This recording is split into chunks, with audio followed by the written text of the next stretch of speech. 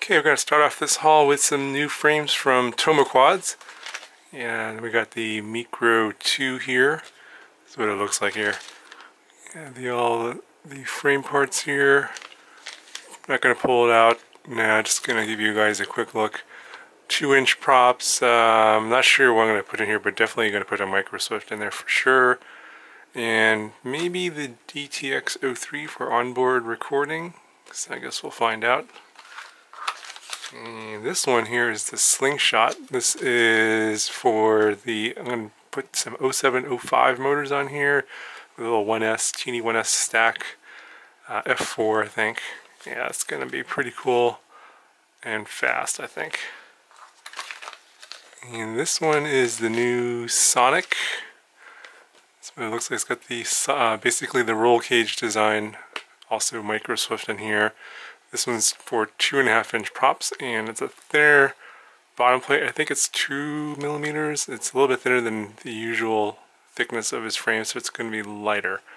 So, what do you guys think? Put a little card in the corner here for a poll. Which one do you guys want to see built first? I'll put the 3 choices there. You guys can vote.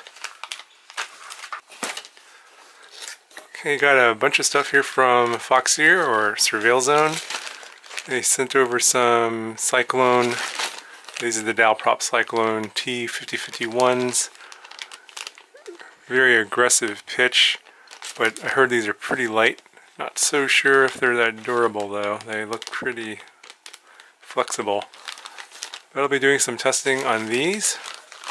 And we got the new Foxier motors here. These are the Datura 2206 2700 kV side. This motor with that prop might be an interesting combo. So yeah, here's a quick look at the motor. It looks pretty nice. I think a lot of these motors are going with the exposed bottom design these days. I think that's the trend. Saves a little bit of weight. And it's not like anything's going to get under there and hurt the windings anyway. Usually the carbon arm's in the way. Slower profile. You got the hollow shaft. And yeah. Feels pretty smooth. Oh, yeah, very notchy, so pretty strong magnets. But that's a quick look at it. You can see the distance between the magnets and the stator is pretty slim. I think these are curved magnets too. I think this might be a pretty good motor. Looking forward to testing this out. I like the blue color as well. Okay, so yeah, Foxier has sent over the new front glass plate for their box camera. This is the new 1mm thick glass, so much less likely to break than the thinner one that they originally put on. They do come with the new, I guess these are the spare screws. I'm sure the same screws will work on this one as the old one. And don't forget that there's an included screwdriver that was with the box camera. It's for the specific screws. There's like the screws are like a star shape, I think. Star shape screws. So very interesting screw, so you're going to need that screwdriver to swap out the glass. And I think this is just another one. They sent me 2 of them, so I'm going to swap that out, and I'll put a link in the description where you can pick this up.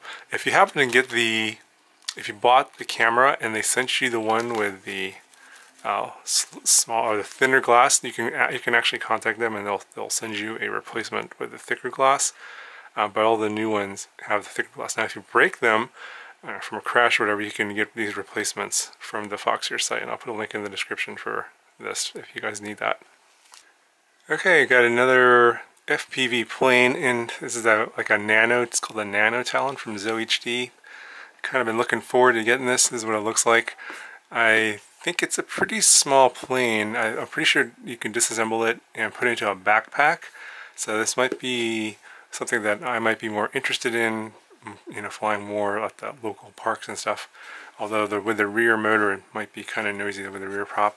Has the V-tail design, kind of interesting. Don't think it has ailerons. Oh, maybe it does. I see there's something there. But here's some of the specs.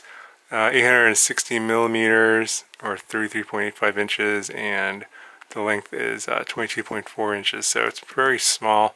And it does break down. I think this one does come with comes with servos and a motor, 2204 motor, 30 amp AC, and I think it comes with a stabilizer as well. There's another version, like it's a little more expensive. I think it comes with some FPV gear, some camera stuff as well, but this should be very interesting. I'll be building this out pretty soon and flying it hopefully at a smaller area. That's hopefully my goal. Okay, we got another micro drone here. This is the Falcon 90 from GoFly, and it comes ready. I think it's ready to fly or plug and play, I forget. Yeah, it's called the Falcon CP90. So it's obviously going to be 90 millimeters motor, probably a 2-inch props, 1104, 7500 kV motors, 78 grams. That's a little heavy. Maybe this is built like a tank, who knows. 2-inch props, 2 to 3S LiPo. With that weight, I'm probably going to have to go 3S. And we get a 25 milliwatt video transmitter, Omnibus F3 flight controller, Beta Flight OSD. It's all the standard good stuff that we should expect on our micro drones these days. And you got some minimal instructions on, looks like some binding and channels and stuff, I think. Yeah, some Beta Flight settings, lock and unlock. That's probably what came stock on here. It's not a bad manual. Pretty small, but it seems like it's detailed enough. Not much in the box here. We got drone. We got some, I don't know what this is, like some rubber pads and some motor guards, I think. Okay, I think these are motor guards you would put on when you take off the prop guards. Oh, and these are some flexible prop guards. So it's either a good thing or a bad thing.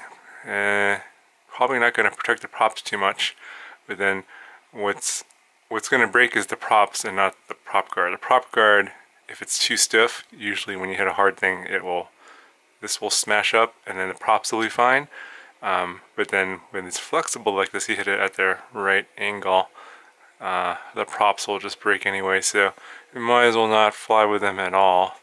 Probably gonna take them off. And this is kind of interesting. This is some just packaging, it looks like, where they got the Velcro strap holding the drone onto the packaging. Pull that off.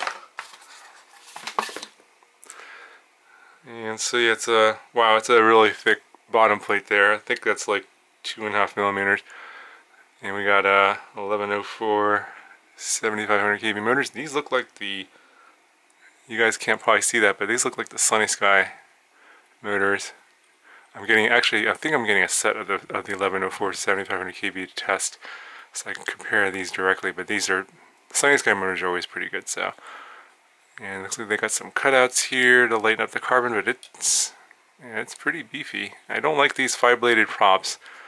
They're inefficient and noisy, and it doesn't look like there's not much room in here. We got I don't know, it looks like a 20 by 20 board there. And that flight controller, I think that's proprietary. It doesn't look like a 20 by 20. I'll have to look at that a little closer in the review. I'm not sure what's going on there. You got these 2 side carbon plates and some plastic protecting the insides here. You got your little stubby antenna there. Wish this was further out because you get better reception that way. And then you got your standard micro camera here. I always wish that they would have a micro swift, because I just don't like these old style micro cameras anymore. Once you go to a micro swift, it's hard to go back. Anyway, I'll have a full review on this coming up soon, so stay tuned. Okay, we got another Falcon. This is a toy drone with looks like a controller, smartphone not included. Probably brushed motors. I think this one's foldable. Yep, it looks like it is foldable. Comes with a camera, Wi-Fi, FPV, altitude hold. Alright, so got the drone there. You got some instructions. I think these are like decoration. I don't think these serve any purpose. I think they could go on top of the they're like little spinners. Some spare props, battery charger, USB battery charger, phone holder, prop guards, and This is the transmitter. Oh, that's interesting. So they've got this cutout here. So you put your batteries in both sides, it looks like. This is more of a sort of a Xbox, you know, type controller. Gimbals feel pretty nice. It's Xbox style, totally. But I like the fact that it's bigger and wider. The little toy ones are kind of really tiny and hard to hold for us guys with their big hands. But this one looks pretty nice. I like the way the controllers are going. On off button, nice. Okay, got that out of the box finally. Yeah, you get a battery. Looks like it's like proprietary, but it's just a LiPo battery with a little JST connector there. And looks like arms fold out. Very plasticky toy feeling, but it is a toy. And we got another camera here. And that looks like it's got a wide lens, so probably 720p video. I think all these toy drones are going to the better 720 Wi-Fi video, so should be pretty good. Lately, the last few of the toy drones I've been reviewing, they've come with some better cameras, so I expect this one to be on par with those. And you got an on-off switch in the bottom. Some landing legs. I don't know if it's got LEDs or not, but yes, it's kind of cool. Hopefully it'll be fun to fly. Okay, got some more parts here. Got an eSheen C600T camera and TSC. I think this is a FPV camera. I'm not sure what size, if it's micro-sized or full-sized. I think it's a micro camera. Oh, that's interesting. It's got a super long focal length. Thing just sticks out like huge. But yeah, it's micro-sized, and it's got a little micro connector here. You know, this one is actually made for the VTX03. So the VTX03 comes with a 3-pin connector, and this camera will plug right into that 3-pin connector. I see now. Well, I'll do a review on this, and we'll put this on one of my micros and see how the video is. Okay, so this is a new Racer Star Tattoo 4-in-1 ESC. This is a 12 amp 4-in-1, and this is for the 20x20 stacks.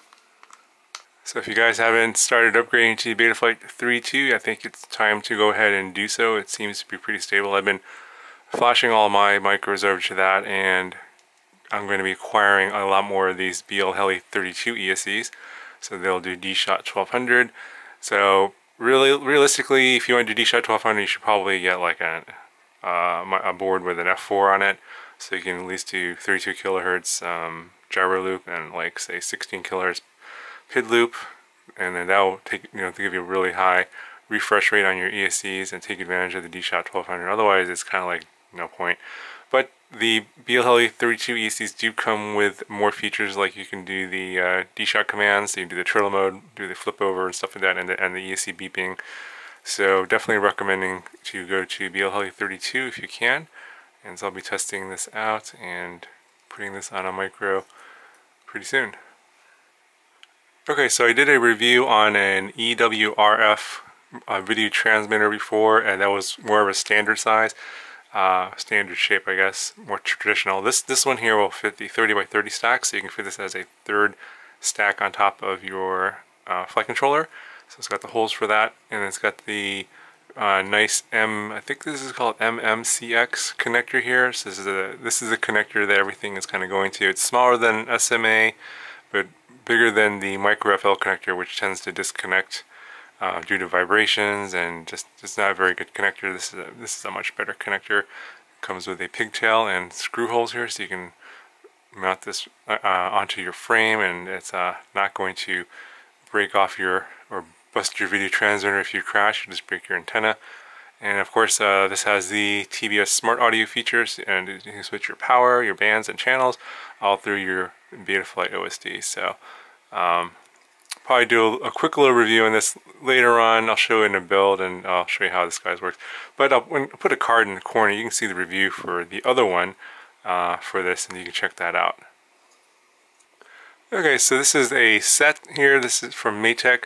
You get the hub here, which is the power distribution board, and it's got a 5 volt, 10 volt BEC on here.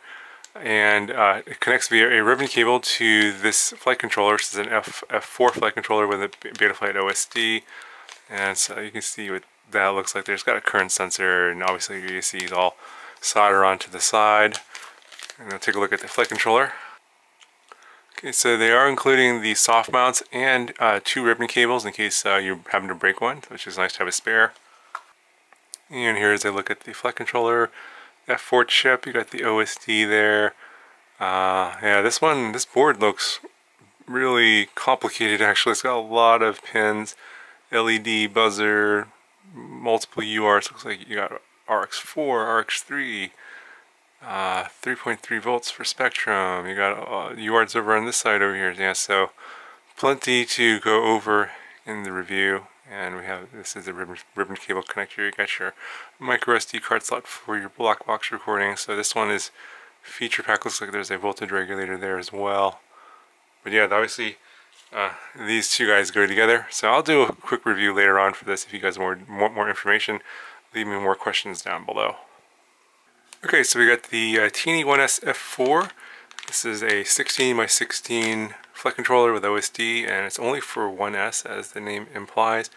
You get the flight controller plus a 4-in-1, I believe it's a 4 or 5 amp ESC.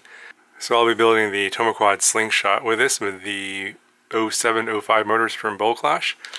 It should be a pretty easy build. Just put these two together as the flight stack. Just have to add a camera, all-in-one camera and video transmitter, and a receiver along with the motors. So that should be a pretty quick build. So I'll be doing that pretty soon. Okay, got a few more things here from RunCam. Some new stuff that's not out yet. This is the new RC18 lens. It's a 1.8mm lens, I believe. There's no markings on it. But here it is. You can see it's got a really large lens on it for a pretty large field of view. And this is going to be for the Swift Mini and the Swift 2. And then we got here a new camera. This is the Eagle 2 Pro. So I think it has a 16:9 and 4:3 in one camera, because before the Eagle would be in 2 different versions, and now they've combined it into a single camera, and I think the field of view is going to be different for each. It's interesting that the 16:9 is 170 degrees, but the 4:3 is 140. And of course it's NTSC PAL switchable. So it looks like they've gone back to the plastic orange case again. I kind of like the red metallic case from before, but apparently they've gone back to this. And we have, looks like we have a built-in OSD now with the VBAT. That's going to give you your voltage and your pilot name and flight time on the screen, and they have audio as well. We have a microphone here. So it looks like they are combining the Eagle 2 plus the Swift 2, and combining 16:9 and 4:3. So it looks like they jam-packed a lot of the features from the previous cameras into this one camera. So it looks like the manual is going to be on the website. You have to download it. So there's no manual in the box. And it looks like the accessories are the typical stuff. You got the alternative back and case. You got the OSD joystick plus all the typical cables and the pigtail for the OSD. And you get the, looks like the same mount as before as well. So no surprises there.